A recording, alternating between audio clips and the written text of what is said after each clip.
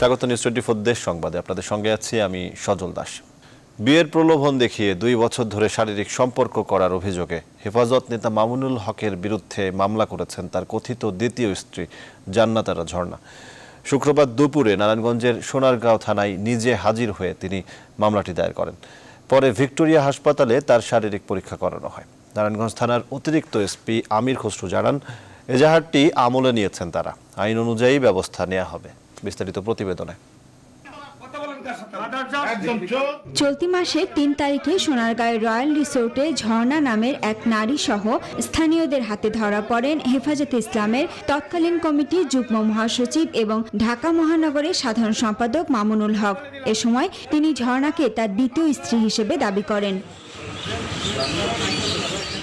এর প্রায় 1 মাস পর শুক্রবার দুপুরে নারায়ণগঞ্জের সোনারগাঁও থানায় মামুনুলের বিরুদ্ধে নারী নির্যাতন দমন আইনে মামলা করেছেন তার কথিত স্ত্রী জান্নাত আরা ঝর্ণা।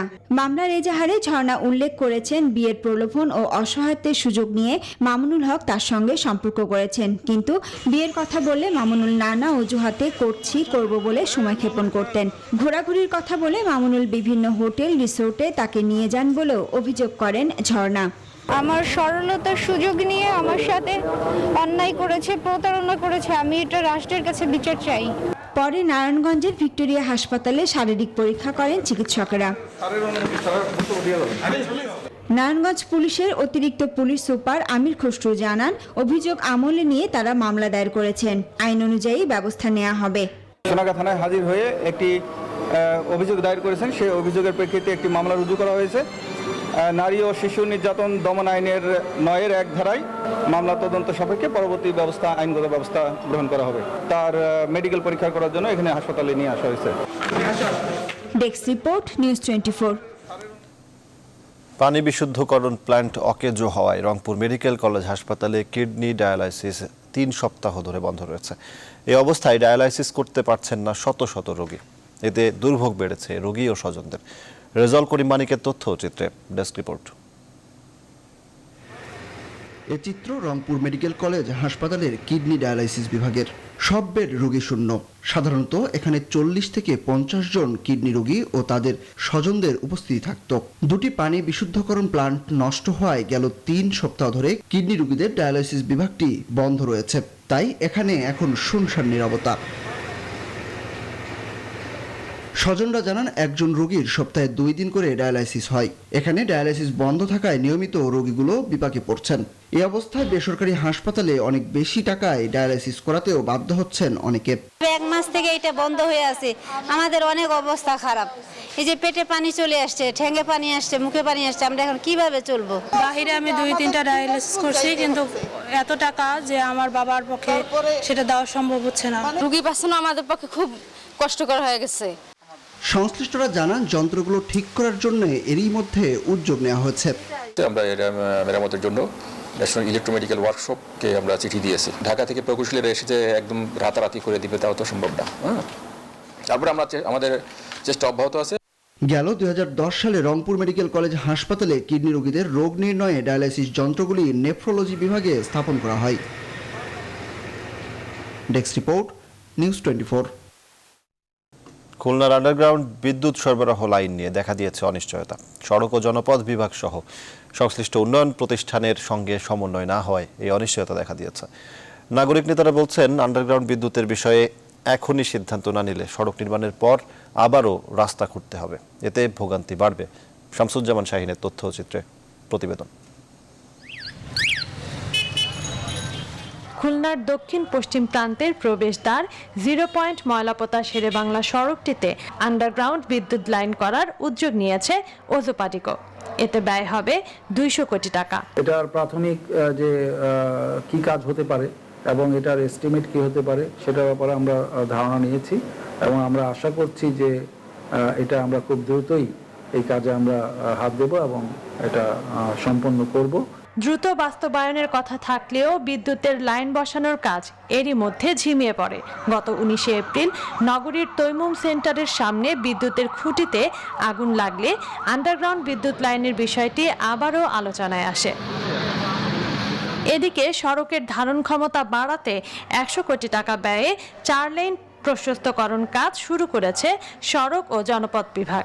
আন্ডারগ্রাউন্ড লাইনের বিষয়ে কোনো সমন্বয় না হওয়ায় লকডাউনের মধ্যেও রাস্তা প্রশস্তকরণের কাজ সচল রয়েছে। পরবর্তী করণীয়কে তখন আমরা ঊর্ধ্বতন আলোচনা, ঊর্ধ্বতন নির্দেশনা সহ এটা বাস্তবায়ন করতে পারব। এদিকে দুই প্রতিষ্ঠানের এ সমন্বয়হীনতার কারণে হতাশ নাগরিক নেতারা। তারা বলছেন, এখনই এ বিষয়ে সিদ্ধান্ত না নিলে রাস্তা নির্মাণের পর আবারও সেটি খুঁড়তে হবে। এই একই সাথে এই দুটো কাজ না হলে ভবিষ্যতে আবার খোঁড়াখুড়ি, জনদুর্ভোগ, ব্যয় বাড়বে। ফলে আমরা মনে করি যদি এটা 15 দিন দেরিও হয় তাহলেও যেন একসাথে কাজটা শুরু হোক।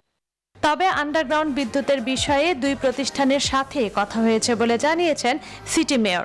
ওরা আন্ডারগ্রাউন্ড করবে, মাঝখানে ডিভাইডারে ওই করবে। আমি বলি তাদের সাথে দুই পক্ষের সাথে আমার আলাপ। এরই মধ্যে নগরীর শেরে বাংলা ও শিপইয়ার্ড রোডে আন্ডারগ্রাউন্ড প্রকল্প বাস্তবায়নের সম্ভাব্যতা জরিপ করেছে ওজোপাটিকো। Desk report, news 24। দীর্ঘ 2 মাসের নিষেধাজ্ঞা, তার উপর করোনার প্রভাব, দুইয়ে মিলে দিশেহারা হয়ে পড়েছেন জেলেরা। তবে নিষেধাজ্ঞা শেষ হচ্ছে আজ মধ্যরাতে, তাই তো কাঙ্ক্ষিত প্রহরের অপেক্ষায় আছেন চাঁদপুরের জেলেরা। এরই মধ্যে সব প্রস্তুতিও সম্পন্ন করেছেন তারা। গেল বছরের চেয়ে এবছর ইলিশ উৎপাদন আরও বাড়বে এমন আশা সংশ্লিষ্টদের। খোকন কর্মকারের তথ্যচিত্রে ডেস্ক রিপোর্ট। জাটকা ইলিশ রক্ষায় প্রতি বছরই মার্চ এপ্রিল 2 মাস নদীতে মাছ ধরার উপর নিষেধাজ্ঞা আরোপ করে সরকার। এবছরও তার ব্যতিক্রম ছিল না। তবে নিষেধাজ্ঞা শেষ হচ্ছে শুক্রবার মধ্যরাতে, আর তাই অপেক্ষার প্রহর গুনছেন চাঁদপুরের সরকার নিবন্ধিত 51,000 জেলে। করোনায় ঋণগ্রস্ত জেলেরা নদীতে নামার অপেক্ষায় ব্যস্ত। ইলিশ ধরাকে কেন্দ্র করে জাল, নৌকা ও ট্রলারের ইঞ্জিন সহ অন্যান্য সরঞ্জাম প্রস্তুত করছেন তারা। প্রচুর কষ্ট হয়েছে, খায়া না খায় কিস্তি মিস্তি আমরা খুব কষ্ট ভোগ করছি। যদি অভিযান শেষ, আল্লাহ যদি বাঁচায় তারপর আমরা কাম করবো। যদি দেনামানা করে নামতেছি, যদি আল্লাহ কাম করে, এই দেনামানা যদি আল্লাহ করতে পারি, যদি আল্লাহ দেয়। স্থানীয় জনপ্রতিনিধিরা বলছেন, জেলেদের সব ধরনের সুযোগ সুবিধা দেওয়ায় এবার জাটকা রক্ষা কার্যক্রম শতভাগ সফল হয়েছে। জেলেদের মাঝে ইতিপূর্বে আমরা দেখতে পাচ্ছি এবং তারা হয়তোবা এই না নামার কারণে এখন ব্যাপক উৎপাদন ইনশাআল্লাহ এবার ইলিশ মাছে আমাদের আসার সম্ভাবনা আছে। অন্যান্য বছরের তুলনায় এবছর ইলিশ উৎপাদন আরও বাড়বে বলে মনে করেন সংশ্লিষ্টরা। আমাদের সরকারের একটা বিরাট বড় সফলতা যে আগে এত পরিমাণ জাটকা এই নদীতে পাওয়া যেত না, যেটা আবার ইলিশের একটা সুদিন ফিরে আসছে। তো আমরা মনে করি যে ইলিশ উৎপাদনের বৃদ্ধির যে ধারাবাহিকতা বছরের পর বছর যে বৃদ্ধি পাচ্ছে সেটা অক্ষুণ্ণ থাকবে। চাঁদপুর জেলা মৎস্য অধিদপ্তরের তথ্য মতে 2018-2019 অর্থ বছরে 5,33,000 মেট্রিক টন ইলিশ উৎপাদিত হয়। Desk report, news 24। দেশ সংবাদের এ পর্যায়ে বিরতি নিচ্ছে, ফিরছে আরও খবর নিয়ে, সঙ্গে থাকুন। আবারও স্বাগত নিউজ 24 দেশ সংবাদে। করোনা ভাইরাসের মধ্যে আসছে বাজেট। 2020-2021-22 অর্থ বছরের 6 লাখ কোটি টাকার বাজেটে স্বাস্থ্য ও গার্মেন্টস খাত সহ চট্টগ্রামের অবকাঠামোগত উন্নয়নে সবচেয়ে বেশি গুরুত্ব দেওয়ার দাবি ব্যবসায়ীদের। এমনকি গার্মেন্টস পণ্য রপ্তানির বিপরীতে ইনসেন্টিভ বাড়ানোর দাবি গার্মেন্টস মালিকদের। অন্যদিকে অর্থনীতিবিদরা বলছেন, শুধু আয়কে গুরুত্ব দিলে ঘাটতি থেকেই যাবে, তাই সেদিকেও নজর রাখার আহ্বান অর্থনীতিবিদদের। চট্টগ্রাম থেকে নয়ন বড়ুয়া জয়ের রিপোর্টে বিস্তারিত।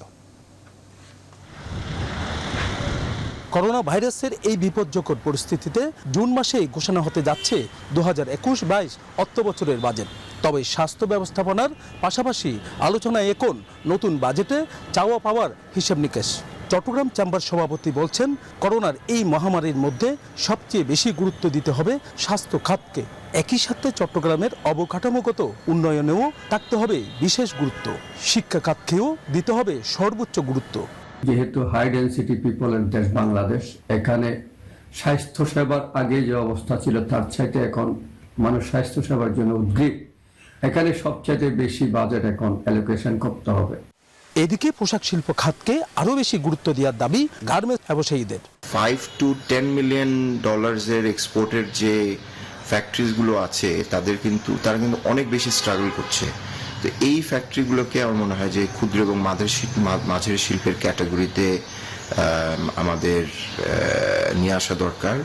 করোনা পরিস্থিতির কারণে এবারের বাজেট হবে গতানুগতিকের চেয়ে একটু আলাদা। এর পাশাপাশি ঘাটতির দিকেও সুনজর রাখতে হবে। ডিউ ডিলিজেন্স মেনটেন করে প্রপারলি বাজেটটা যাতে ইমপ্লিমেন্টেড হয়। ফি একটা দিয়ে ইফিসিয়েন্সি, আমার বাজেট যাতে ইফিসিয়েন্টলি মানে more efficiently output divided by input এই রেশিওটা যাতে সর্বোচ্চ হয়। সেই আয়ের পথ বন্ধ হয়ে গেছে বা বিঘ্নিত হবে, সুতরাং সেটা পূরণ করার জন্য প্রচুর ঘাটতি হবে এবং সেই ঘাটতি এই এখন প্রধান আলোচ্য বিষয় হয়ে দাঁড়াবে। তবে বাজেট বাস্তবায়নে সুনির্দিষ্ট রূপরেখা থাকতে হবে বলছেন সুশীল সমাজের প্রতিনিধিরা। নয়ন বড়ুয়া জয়, নিউজ 24, চট্টগ্রাম। এবারে সারা সৌজন্যে ঈদ বাজারের খবর।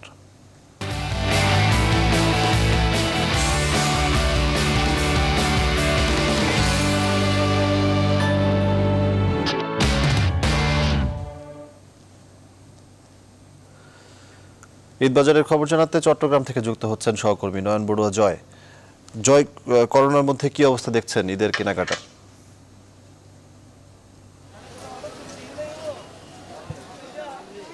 ধন্যবাদ সজল দাস আপনাকে। আপনি ঠিক আমার পিছনের দিকে দেখলে কিন্তু আসলে বুঝতে পারছেন যে ঈদের কেনাকাটা কিন্তু একেবারে বলতে যে পুরোদমে শুরু হয়েছে, যেখানে করোনার ভয়াবহতা রূপ নিয়েছে বন্দরনগরী চট্টগ্রামে প্রতিদিনই মৃত্যু হচ্ছে, একই সাথে সংক্রমণের হারও কিন্তু আমরা দেখছি প্রতিদিনে কিন্তু অনেকটা বাড়ছে। তো সব মিলে বলা যায় যে করোনার যে ভয়াবহতার মধ্যে মানুষের যে একটা ভয় ভীতি থাকার কথা রয়েছে, তেমন কিছু আসলে ঈদ মার্কেটগুলো ঘুরলে কিন্তু আসলে দেখা যাচ্ছে না, যেহেতু ঈদ বলে একটি কথা, ঈদের আনন্দে মেতে ওঠার জন্য কিন্তু আসলে সবাই ছুটে এসছেন। তারা বলছে স্বাস্থ্যবিধি যেভাবে মানার কথা রয়েছে, কিন্তু আসলে যে এই জায়গাগুলোতে আসলে কিন্তু আপনি নিজেই দেখতে পাচ্ছেন স্বাস্থ্যবিধি তেমন কোনো মানা হচ্ছে না। বড় বড় যে শপিং মলগুলো আছে সেখানে কিছুটা মানা হচ্ছে। তারা বলছেন স্যানিটাইজিং থেকে নিয়ে যা যা করার সেভাবে কিন্তু তারা করে কিন্তু আসলে প্রবেশ পথে রাখছে।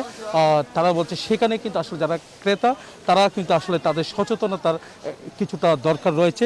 তো দেখা যাচ্ছে যে সজল, আপনি অবশ্যই দেখতে পাচ্ছেন পোশাকের কথা যদি আমরা বলি, দেশীয় পোশাকের পাশাপাশি প্রতি বছরের মতো এবারও কিন্তু আসলে বিদেশি পোশাকও কিন্তু আসলে দখল করছে চট্টগ্রামের যে মার্কেটগুলো, সেই বাজার দখল করেছে। তো বিদেশি পোশাকের প্রতি কিন্তু আসলে অনেকটা আকর্ষণ ক্রেতাদের। তারা বলছেন দাম কিন্তু অনেকটা বেশি হওয়ার কারণে খুব একটা হতাশের কথাও কিন্তু আমাদেরকে জানিয়েছেন। আপনি অবশ্যই দেখতে পাচ্ছেন একেবারে পুরোদমে কিন্তু চলছে বেচা বিক্রি। আমরা একটু কথা বলতে চাচ্ছি, আমার পাশে আছেন যারা ক্রেতা, তাদের সাথে একটু কথা বলতে চাচ্ছি, আপনার সাথে একটু জানতে চাচ্ছি পোশাকের দাম কেমন বলে মনে হচ্ছে?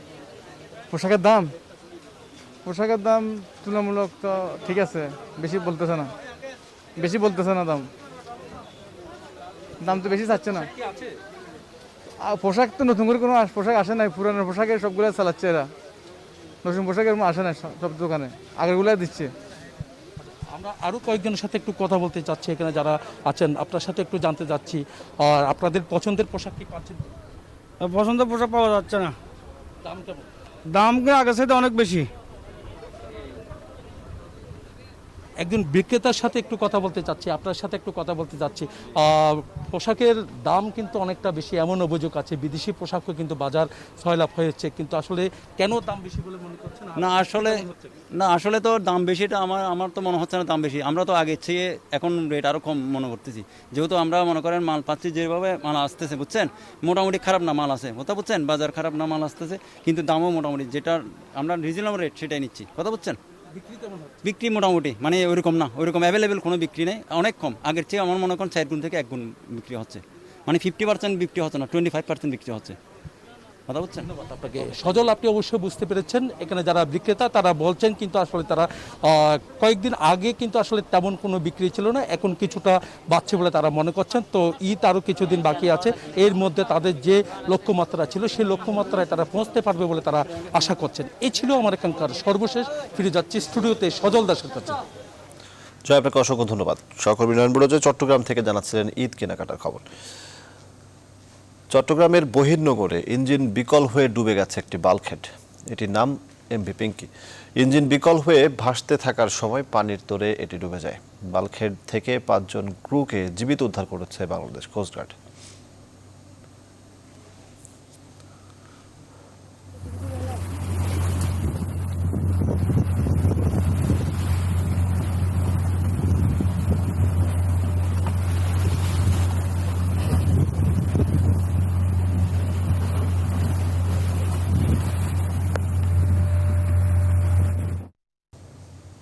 রাঙামাটির কাপ্তাই লেকে সব ধরনের মাছ শিকার, বাজারজাতকরণ এবং পরিবহনের উপর নিষেধাজ্ঞা আরোপ করা হয়েছে।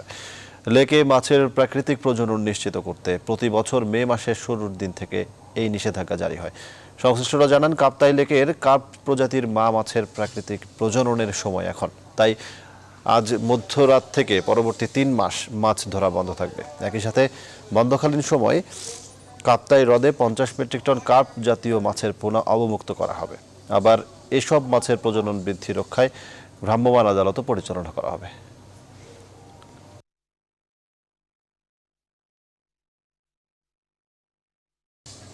দেশ সংবাদের এই পর্যায়ে বিরতি নিচ্ছি, সঙ্গেই থাকুন।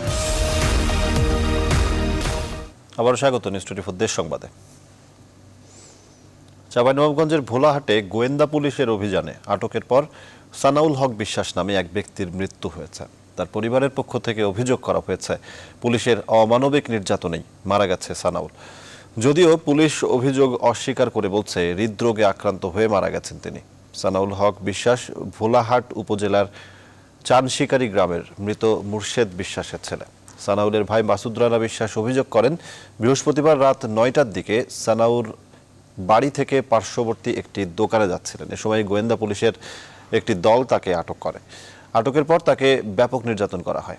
এই নির্যাতনের কারণেই তার মৃত্যু হয়েছে। নির্যাতনের পরে তার ভাই পানি খেতে চাইলেও পুলিশ তা দেয়নি। মাদক ব্যবসায়ী হিসেবে তার ভাইকে আটক করা হলেও তিনি মাদক ব্যবসায়ী ছিলেন না।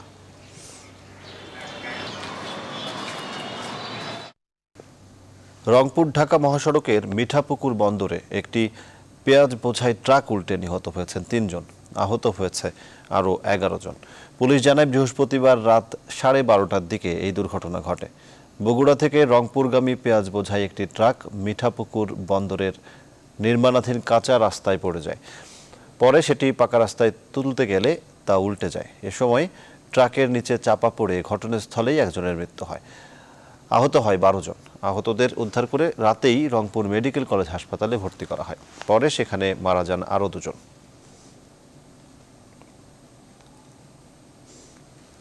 লকডাউনে গণপরিবহন বন্ধ থাকায় দিনাজপুরে কর্মহীন প্রায় 2500 পরিবহন শ্রমিকের মাঝে প্রধানমন্ত্রীর উপহার খাদ্য সামগ্রী বিতরণ করা হয়েছে।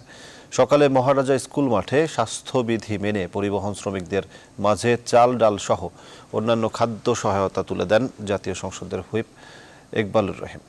এ সময় তিনি জানান, পর্যায়ক্রমে অন্যান্যদের মাঝেও খাদ্য সামগ্রীর পাশাপাশি প্রধানমন্ত্রীর আর্থিক সহায়তাও দেয়া হবে।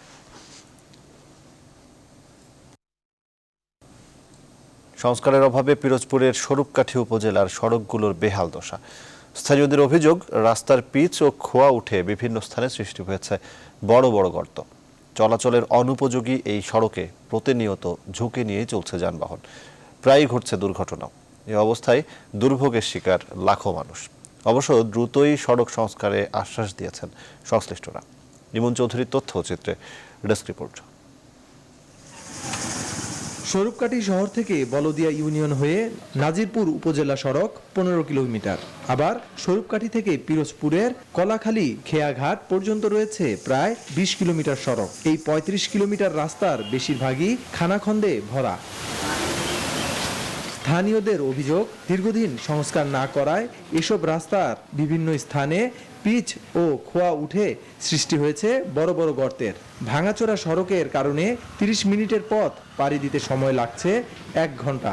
আবার চলাচলের অনুপযোগী এই সড়কে ঝুঁকি নিয়ে চলছে যানবাহনও, প্রায়ই ঘটছে দুর্ঘটনা।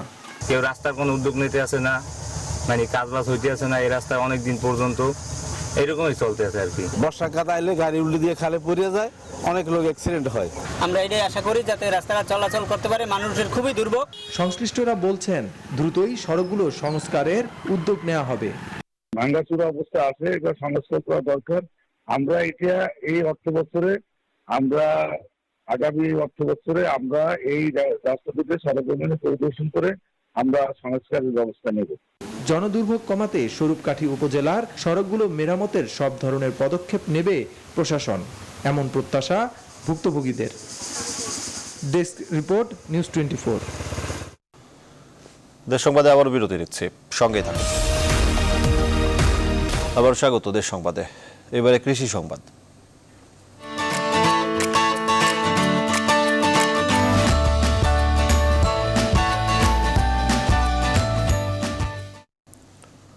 চুয়াডাঙ্গায় বাণিজ্যিকভাবে গোল্ডেন ক্রাউন জাতের হলুদ তরমুজ চাষ করেছেন কৃষকরা। অল্প খরচে লাভ বেশি হওয়ায় এই তরমুজ চাষে আগ্রহ বাড়ছে অনেকের। বাজার দর চড়া থাকায় আর্থিকভাবে লাভবান হচ্ছেন এই অঞ্চলের কৃষকরা। জামান আক্তারের তথ্য ও চিত্রে ডেস্ক রিপোর্ট। 10 বছর আগে চুয়াডাঙ্গার গারাবাড়িয়া গ্রামে গোল্ডেন ক্রাউন ও ব্লাব বেবি জাতের অসময়ের তরমুজের আবাদ শুরু করেন কৃষকরা।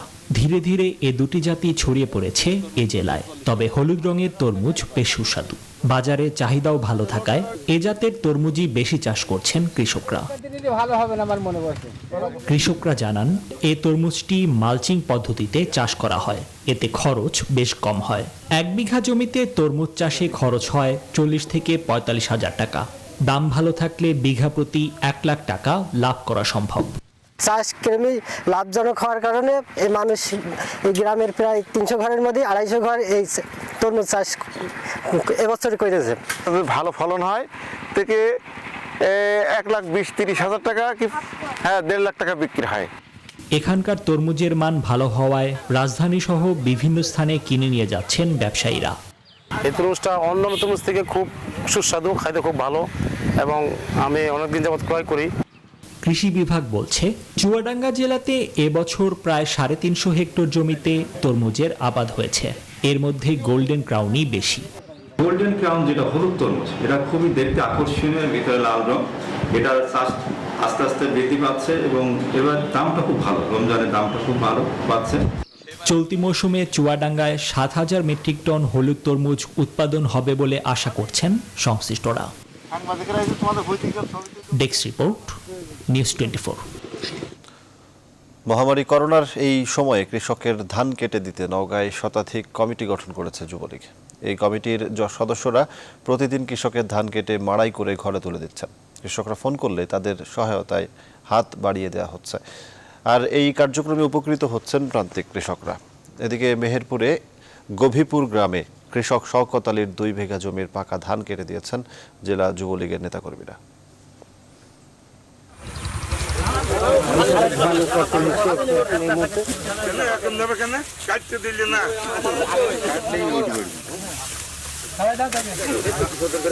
দেশ সংবাদে পর্যন্তই। আরো খবর ও বিশ্লেষণ জানতে ভিজিট করুন www.news24bd.tv। ধন্যবাদ সবাইকে।